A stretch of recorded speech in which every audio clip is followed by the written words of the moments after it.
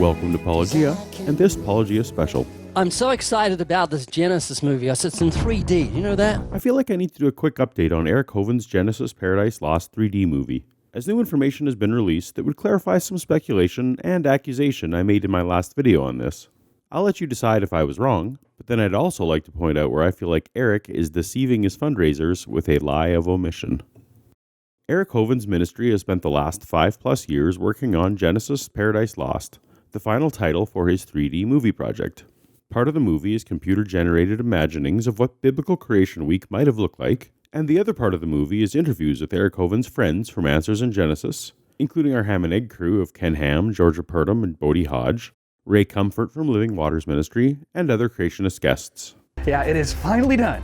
And ready for theaters. For those of you who do not know, we did an Indiegogo campaign to raise the funds to produce this movie. And Ralph, you've spent the last 5 years turning this dream into a reality. There were several rounds of fundraising on the production, not just the initial $150,000 shown on screen. Eric has publicly put the number at $900,000, all, as far as we can tell, from non-refundable donations from his supporters.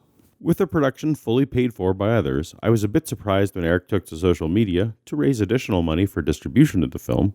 I was not surprised that he found people to give it to him.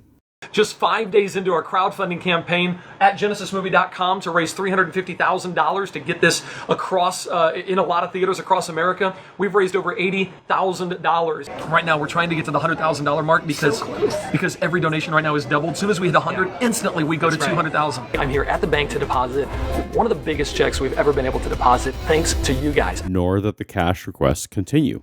After all, Eric can't ask for more free crowdfunded money after the movie is out. This is his last chance. We just need you guys to help us get there. We're so close. We're going to hit that 200,000. We'll only be 150 away, guys. Many of you are going to a Wednesday night Bible study tonight or a youth group tonight. Can I encourage you to start talking about the Genesis movie? We've made this as simple as possible. Click the donate button. It takes you to a one-page donation and then a thank you page after that. Other than collecting most of the money, what has changed since my last update? Well, we found out who the distribution company is that Eric was so cagey about before. So we're going to theaters on November 13th with a company called Fathom. You might recognize the name Fathom as the same company that put the Is Genesis History documentary into theaters this February. I did a bit of research on Fathom and all the pieces came together. Fathom isn't a traditional movie distributor, like Disney, Sony, Fox, or Universal. Fathom places special event content into theaters, for basically a more elaborate pay-per-view type experience. For example, they're doing the upcoming ill-conceived Mayweather vs. McGregor fight, limited premieres of direct-to-video content like the new Batman Harley Quinn movie, reruns of old classics like E.T. and the Princess Bride, seminars like Kirk Cameron's Revive Us, and even goofy events like Riff Track Live Doctor Who, where former Mystery Science Theater 3000 stars will talk over a Doctor Who episode.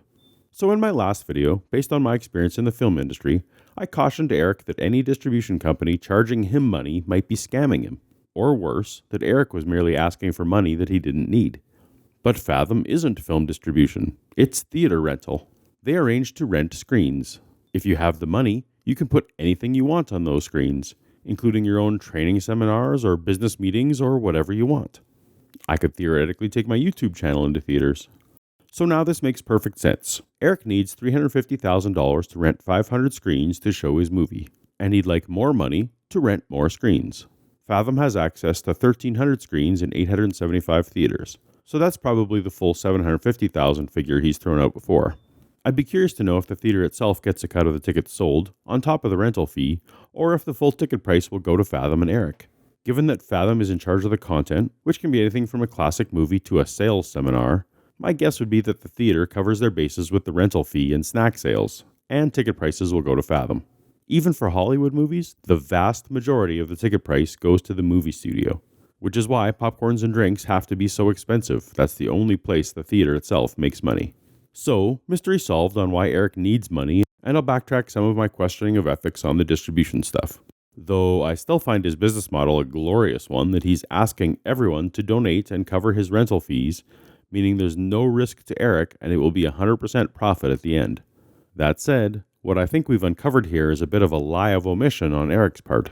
Oh! Oh, so when you said you were putting sugar in there, you lied. I simply deceived you. That's not as bad, is it? And I admit that was a little bit of hyperbole, okay? Yes. I would almost do this without even asking permission. That's just kind of the way I am. That's true. But Now, most people are used to the idea that a movie opens on a certain date, and that marks the first day that a movie is playing. Crazy people like myself make it a priority to see a movie on that opening date, but most go later, maybe a week or two after.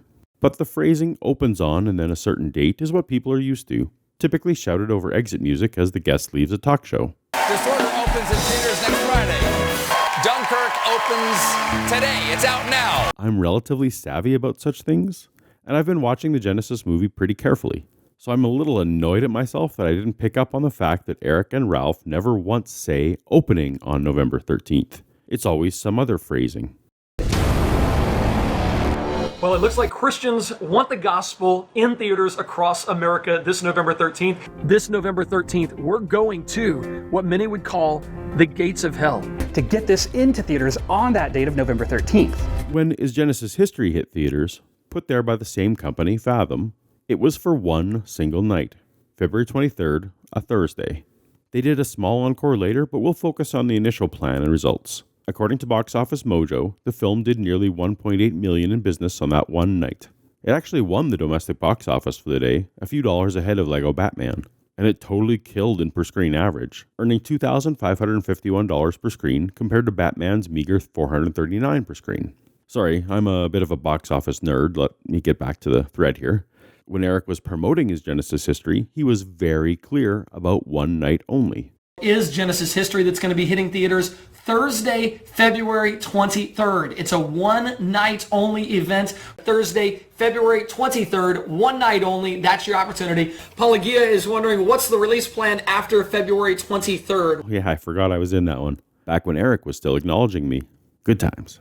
So, the concept of one night only was loud and clear when Eric was promoting someone else's movie, but Eric has never used the one night only phrase with his own movie. If Genesis 3D is for one night only, why not say so? I propose that it's because he wants to allow his non-industry savvy potential donors to fill in their own blanks that Genesis 3D will be there for a long time, like the picture shows they recall from the last time they watched Jay Leno or Johnny Carson. Eric tries to fill the heads of his donors with visions of him multiplying their $350,000 donation into a massive outreach that will last weeks and weeks. Christians, you are going to be excited to bring your lost loved ones and lost friends to the most powerful creation message, sharing the gospel, ever presented. Eric even filmed this surreal Gates of Hell promo. What are you doing? Today I sit outside of a theater. I just drove around it 13 times. By walking around in circles? Symbolic reference for me of when Joshua fought the Battle of Jericho. It's not because we're crazy or anything. Our God told us to do it this way. And he marched around it one time a day for 6 days, and then on the seventh day he marched around it 7 times. Oh, that's a great idea. That video has since been taken down. Many today would call the theaters literally the gates of Hades, the gates of hell. There's so much immorality, so much wickedness depicted on the screen and proclaimed as wonderful, proclaimed as art, when in reality it's nothing but debauchery. Perhaps Fathom pointed out that he needs to partner with the theaters, so likening them to biblical Jericho or the gates of hell may not be the best political maneuver for a partner. One night in theaters is not going to impact the secular world at all. Is Genesis History was successful beyond all expectations, yet a meager 180,000 people saw it in theaters. And anecdotal evidence tells me that the audiences were nearly entirely Christians who went only to get their own faith strengthened. The mythical skeptical friend isn't going opening night. Eric's not even being genuine about his target audience. When he screen tested the movie, the most skeptical person in the room was a single old Earth creationists. Not even going so far as a theistic evolutionist, let alone any kind of skeptic. And we screen tested it too. How many people liked the movie? Can I see hands so I get a feel? It is very strong. Wow, I think it's everybody. Do I know for sure that Genesis 3D will be one night only? No, but the evidence is pointing that way. Besides being Fathom's entire business model, the movie ticket websites are showing only November 13th as an option for Genesis 3D. And if we assume that the $350,000 is the full price for 500 screens, that's a $700 rental per screen for presumably 2 showings. Renting a major chain screen for a private party is around $500, so it's way too cheap for more than one night. And November 13th is a Monday. Real movies open on a Friday. Monday is the kind of night you do one-off events. If you follow Eric Hovind on Twitter or Facebook, I'd encourage you to ask him if he'll go on record as to whether the current fundraising campaign is for one night in theaters or more. I know he'll reach his financial goal one way or the other, so why does he need to be so sketchy about this information? And while you're asking him, why not ask if he'll be letting any skeptical media review the film in advance? He told me the only way I can see it in advance is to contribute $5,000 to his campaign. If there's a single greatest predictor that a movie isn't good, it's whether or not the studios allow reviewers to see the film in advance. Alright, that's a longer rant than I intended, but combining the movie industry with young earth creation is pretty much the overlap of my two main wheelhouses, and I really wanted a chance to retract my previous questioning of the ethics or business practices of a distribution company who need to raise funds. So I've done that. But please let me know what you think in the comments. Now that we have more information, is this latest Creation Today fundraiser more shady or less shady than we previously thought? Given the topic of today's show, it's probably not a great time to let you know I've started a Patreon page. I have, but maybe we'll talk about it later. I'm sure you'll let me know about that particular hypocrisy in the comments as well. Next time, we'll get back to science videos. If you'd like to be notified when that happens, please click subscribe if you haven't already, or find me on Twitter or Facebook at Paulogia0. Until next time, later.